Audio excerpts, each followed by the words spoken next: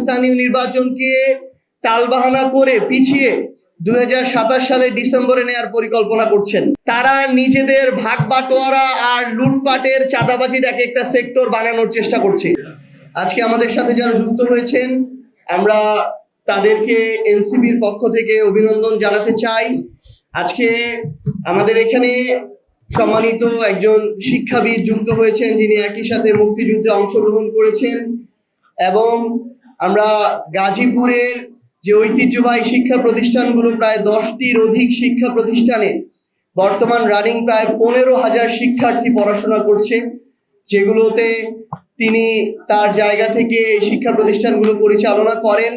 এবং একজন বরেণ্য শিক্ষাবিদ হিসেবে আমরা আমাদের সম্মানিত আরিফ স্যার সহ আব্দুল্লাহ মোহাম্মদ হুসাইন ভাই এবং ডক্টর মোহাম্মদ নাদিমুর রহমান ভাই, তিনারা আজকে আমাদের এখানে যুক্ত হচ্ছেন। শুরু থেকেই একটা কথা ছিল যে এনসিপি তরুণদের দল। অনেকেই বলেছিলেন, আমাদেরকে পরামর্শ দিয়েছিলেন যে তরুণদের সাথে আমাদের যারা অগ্রজ রয়েছে তাদের অভিজ্ঞতা, তাদের পরামর্শের একটা সংমিশ্রণ প্রয়োজন।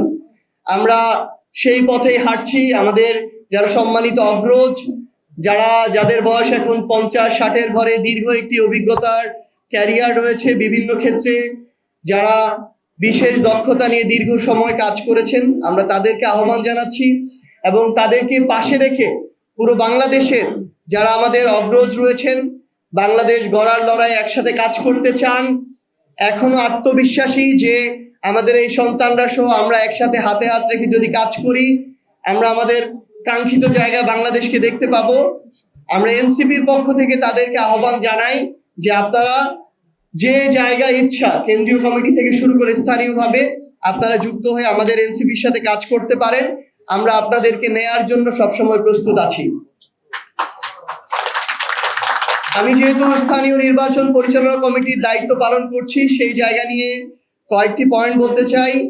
30 এপ্রিলের মধ্যে আমাদের 100টি উপজেলা এবং পৌরসভার উপজেলা চেয়ারম্যান এবং পৌর মেয়র প্রার্থী দেওয়ার কথা ছিল, কিন্তু আমাদের ব্যক্তিগত এবং সামগ্রিক কিছু সমস্যার কারণে আমরা কিছুটা আমাদের তারিখটি পিছিয়ে নিয়েছি। আমরা আশা করছি আগামী 10 মের মধ্যে আমরা এনসিপি থেকে প্রাথমিকভাবে সমর্থিত উপজেলা চেয়ারম্যান পদপ্রার্থী এবং মেয়র পদপ্রার্থীদের তালিকা ঘোষণা করতে পারবো।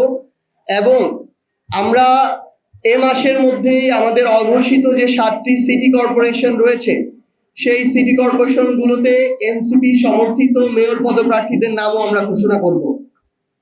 এখন আমরা একটি 11 দলীয় জোটে আছি, বিরোধী দল হিসেবে রাজনীতি করছি, সংসদে ভূমিকা পালন করছি, কিন্তু একই সাথে এনসিপি এককভাবে সাংগঠনিকভাবে রাজনৈতিকভাবে শক্তিশালী হিসেবে গড়ে ওঠার যে প্রক্রিয়া, আমরা সেই প্রক্রিয়াতে কাজ করছি। এবং এ কারণে আমরা এখন এককভাবে প্রত্যেকটি জায়গায় স্থানীয় নির্বাচনে এনসিপির প্রার্থী আমরা ঘোষণা করব। পরবর্তীতে যদি দেশের স্বার্থে, জনগণের স্বার্থে, দীর্ঘমেয়াদী কল্যাণের স্বার্থে আমাদের কোনো স্থানীয় নির্বাচনে জোট করতে হয়, সেটা তখনকার সিদ্ধান্ত।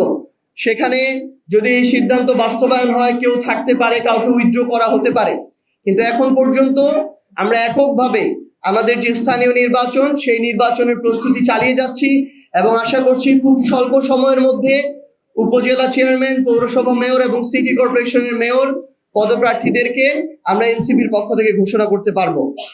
আরেকটি বিষয়, আমরা দেখছি যে বিএনপির পক্ষ থেকে বলা হয়েছে, আমরা সোশ্যাল মিডিয়া দেখলাম যে প্রধানমন্ত্রীর মাননীয় তথ্য উপদেষ্টা তিনি তার জায়গা থেকে বললেন যে এবছরের মধ্যে স্থানীয় নির্বাচন দেয়াটা তাদের পক্ষে সম্ভব হবে না।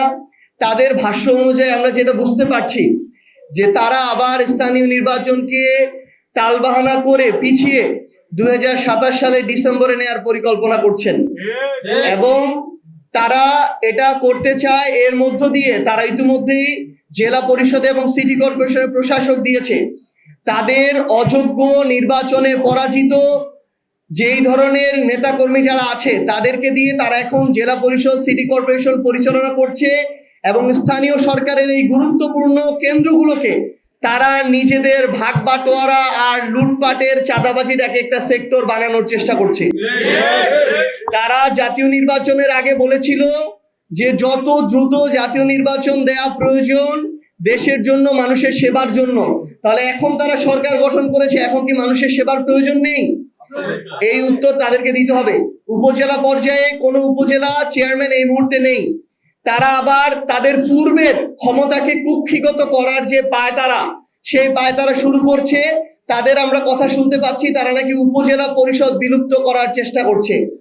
এই ধরনের ক্ষমতাকে কুক্ষিগত করা, তাদের সংখ্যাগরিষ্ঠ এমপিদের মধ্যে দেশের জনগণের সকল অধিকারকে পুঞ্জীভূত করে সেখানে ছড়ি ঘুরানো, এই ধরনের তারা যদি অপশাসন আবার কায়েম করতে চায়, এটা তাদের জন্য হিতে বিপরীত হবে।